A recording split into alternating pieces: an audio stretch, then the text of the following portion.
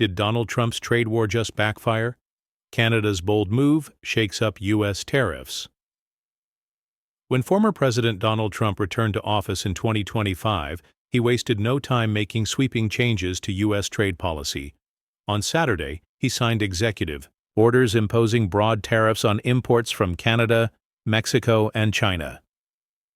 This move intensified an already tense trade conflict and had the potential to reshape global supply chains while causing turbulence in financial markets. However, in a surprising turn of events, just weeks later, Trump made a significant adjustment to his approach.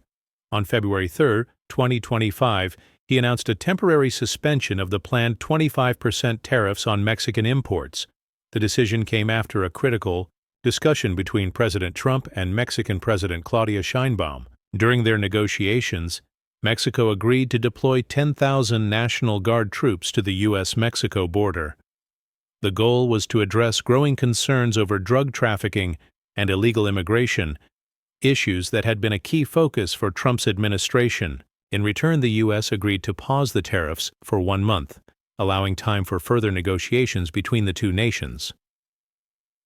Leading the discussions for the U.S. were Secretary of State Marco Rubio, Treasury Secretary Scott Bessent, and Commerce Secretary Howard Lutnick. Their primary focus was to strengthen border security and curtail the flow of fentanyl into the United States, a crisis that Trump had consistently blamed on weak border policies. But while Mexico managed to secure a temporary delay in tariffs, through negotiations, Canada took a very different approach, one that caught Washington off guard.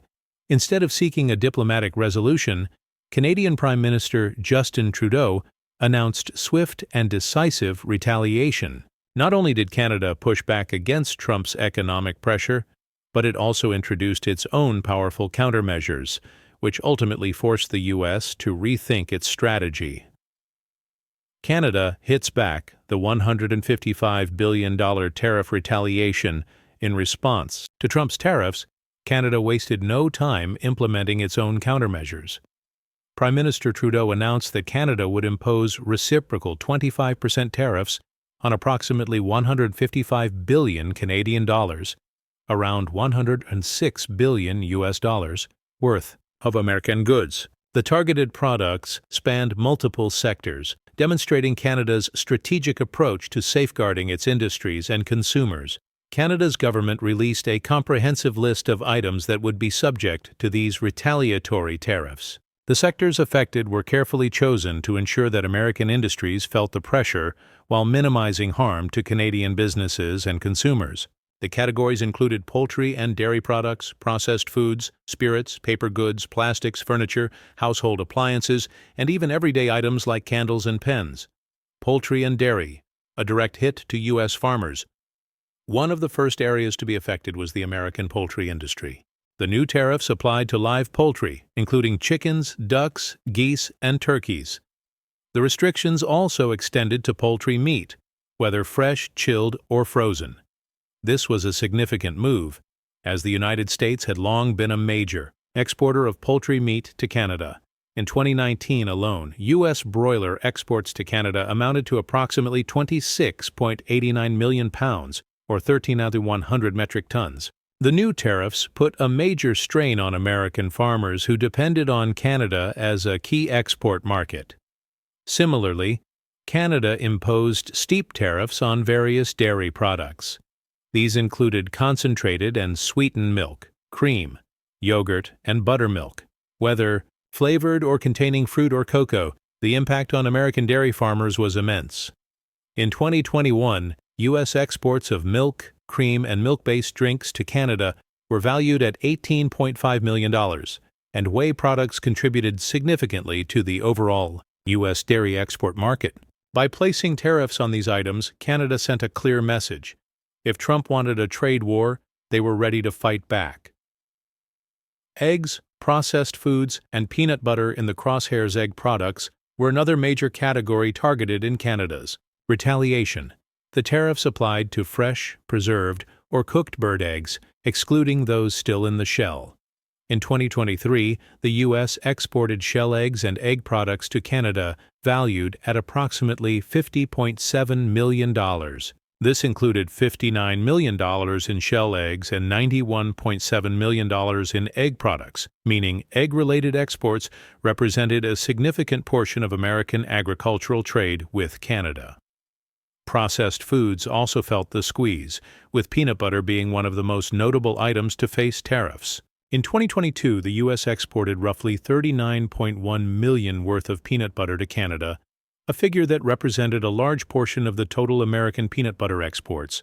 In addition, a wide range of sauces, condiments, and seasonings were also affected. Given that the U.S. had exported over $713 million worth of these products to Canada in 2022, this category alone represented a huge economic blow to American food manufacturers. Alcohol, paper, and plastic products face new costs. Spirits and alcoholic beverages were not spared from the retaliatory measures either. Canada placed tariffs on American-made liquors and spirits, making them more expensive for Canadian consumers. The impact was significant, as in 2022, Canada was the second-largest export market for U.S. spirits, with total exports reaching $262 million. Paper and packaging materials also faced new costs. The tariffs applied to corrugated paper, paperboard, cartons, boxes, and cases, essential materials used in packaging and shipping industries.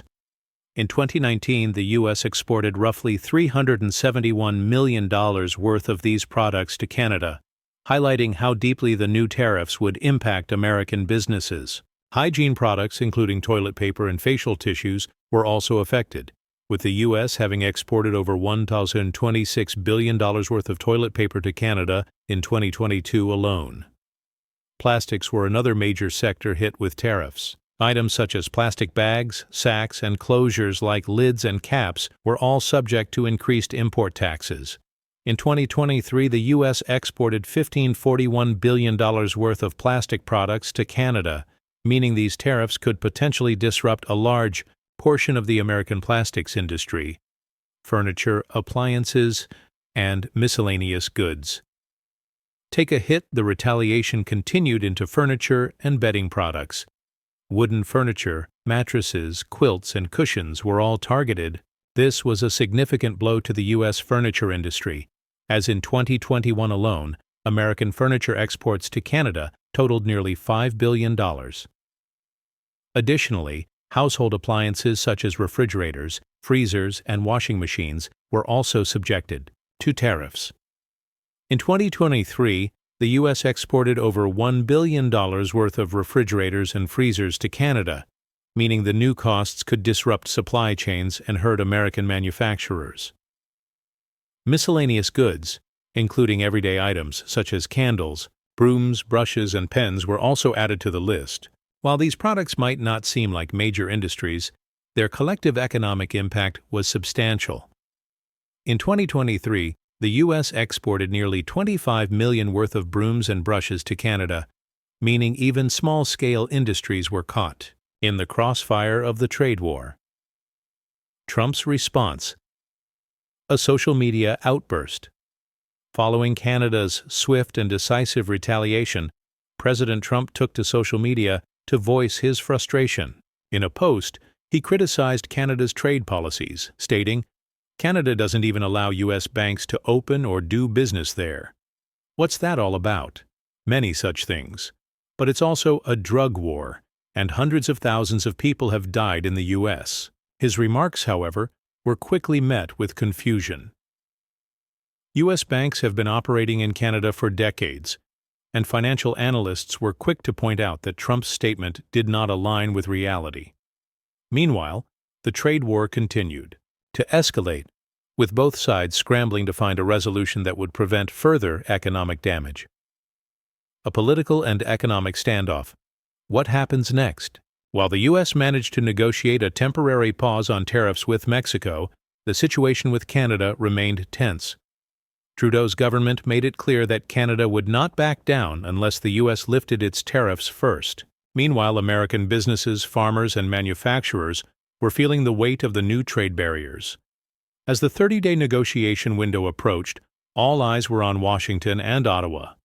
Would Trump double down on his trade war, or would The pressure from businesses and political allies force him to reconsider?